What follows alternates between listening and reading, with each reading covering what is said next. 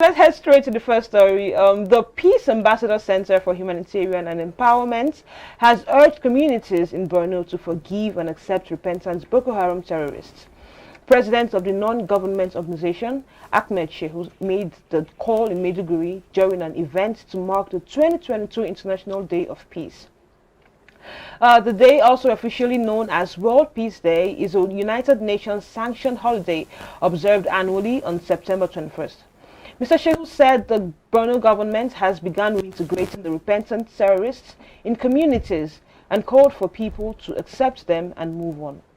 He said, and I quote, Borno needs to celebrate the day for obvious reasons after facing 13 years of insurgency that led to loss of lives, mass destruction, and displacement of many in the northeast.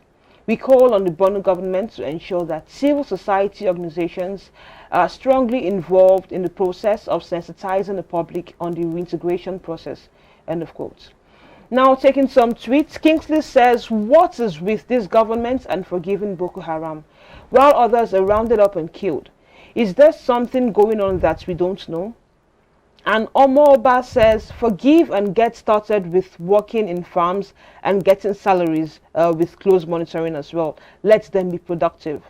And Ice Cold Manual says, conscripted or the willful. Oh, Borno, your situation is akin to where the arc of the moral universe bends away from justice. Who will tell that mother whose breadwinner was cut short in his prime? Who?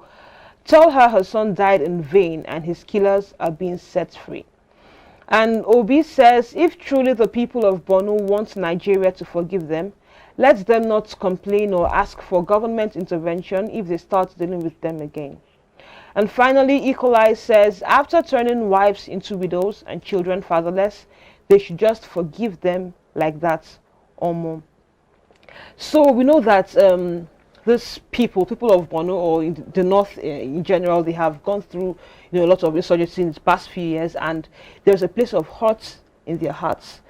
So it's I don't know how they're going to move on, but I feel they will find it very hard. Look at what the other guy said. He said, what will you tell the mother whose son died in vain? I mean, she's seen the killers of her children, she's seen killers of her husbands, her sisters, and they're just roaming about freely, They didn't face any punishment. They didn't pay for their sins. But they're moving about. They're enjoying their lives. They're just being free.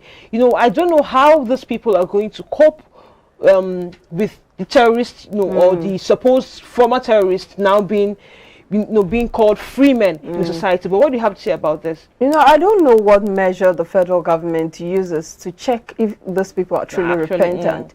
Earlier in the tenure of President Buhari, they developed, I think it was even before Buhari, it was during the Goodluck Jonathan's tenure where they discovered, or where they developed this initiative, the DRR, deradicalization, rehabilitation and reintegration. Was it during Jonathan's time or Buhari's tenure? I think towards the end of Jonathan's time. So you're deradicalizing them. What measures have you put in place to ensure that these people have known terrorism, their minds have been worked on, they've been radicalized, and they've been doing this for years, and then all of a sudden they come to you, some of them surrender their arms and they say, oh, we're no longer we no longer want to do terrorism. We want to now be reintegrated into the society, and you just accept them like that. So this government seems to have some form of soft spot towards these Boko Haram terrorists. They're not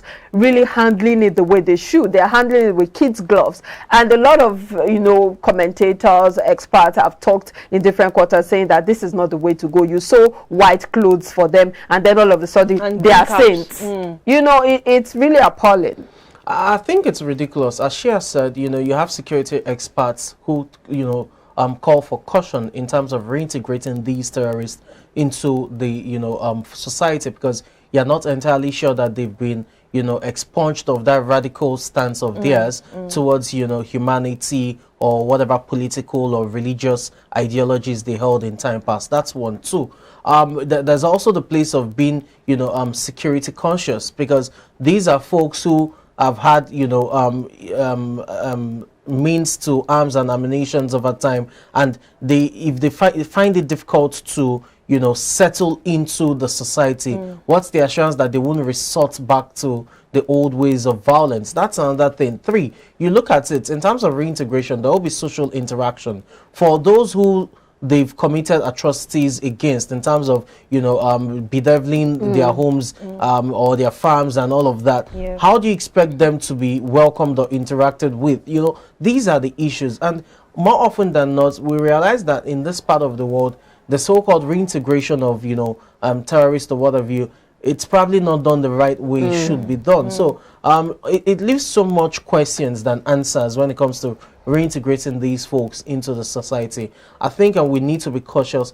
Borno state government has its hands full and needs to really, really be mindful of how it's, in quotes, reintegrates these people. To start with, some of them didn't even go through any form of punishment. They simply surrendered, and all in the name of, oh, with the surrender, they are now saying they are repentant and are being reintegrated. Meanwhile, you have criminals who would have even gone through, you know, correctional centers that we usually call prisons and all, and still come back and be hardened. You know, so if these ones have not even served any punishment whatsoever, how do you expect them to really be, you understand? So we really need to be mindful of how we go about these things. But it's what it is. It is what it is. But we have to wrap it up now with a quote of the day.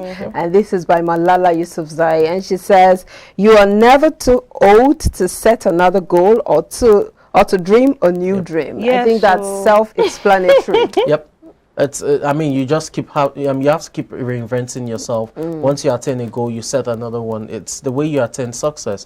You do not just stand at one, you know, point and think you've achieved it all. You have to keep elevating the bar. And I mean, Kentucky Fried Chicken, KFC, he started when he was in his 60s or 70s after he retired. So, and now it's a big name everywhere. The King of England is taking the throne at 73. You see?